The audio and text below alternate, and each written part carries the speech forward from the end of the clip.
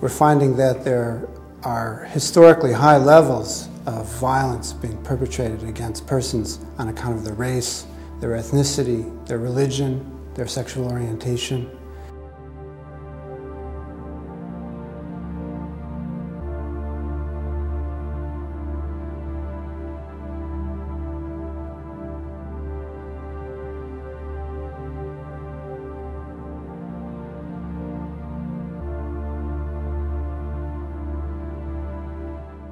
Violent hate crime exists across the region in almost all the 56 countries that we're looking at.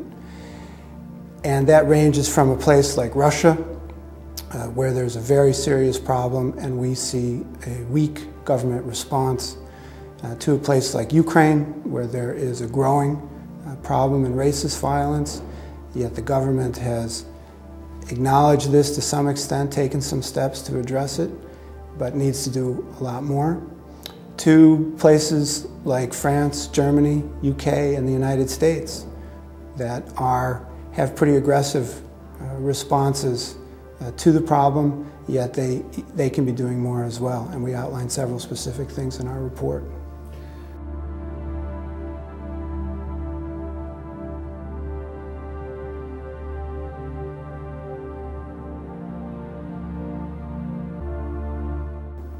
Well, in the United States, what we're finding this year is a rise in hate crime against Latinos. There are also non-governmental monitors suggesting a rise in hate crime based on sexual orientation in the United States. We have been advocating for the passage of a expanded federal law to address hate crime on the basis of sexual orientation and disability and gender identity. Governments are not taking the problem seriously enough.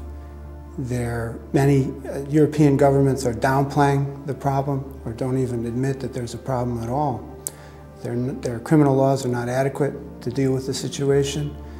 Their police and prosecutors are not investigating and bringing cases under the laws that do exist. Our survey is considering a variety of official and unofficial data, but it really only represents the tip of the iceberg. And there's plenty of evidence to suggest that many, many violent hate crimes are not being reported to the police. So we really don't have a full grasp of the problem, which is in part why we're emphasizing that governments need to do a better job in recording and monitoring and publishing data on hate crimes.